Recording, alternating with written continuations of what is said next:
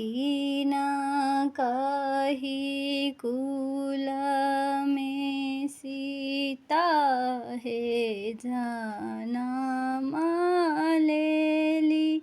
कीना कही कुल श्री रामयो।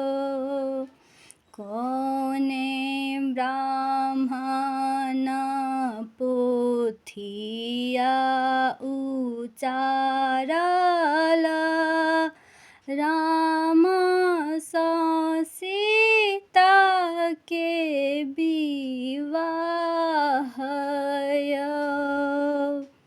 राजा जनक कुल सीता है जनम लेली।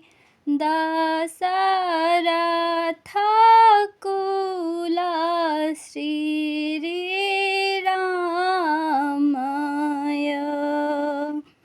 नारद ब्राह्मण पोथिया उचारल। राम स सीता के विवाहय। कहमाहि छूटल सुपति मौनिया। कहमाहि छूटल सब लोकय। कहमाहि छूटल माय सुनयन।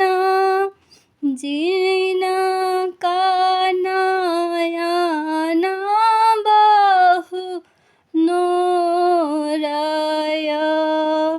अंगने ही छूटल सुपति मौनिया।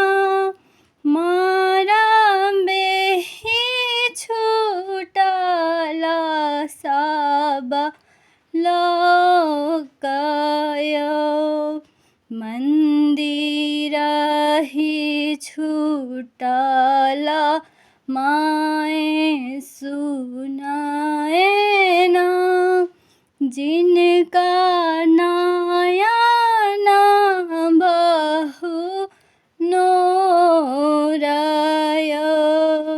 किनकहि कुल में सीता है जनम लेली। किनकहि कुल श्री राम।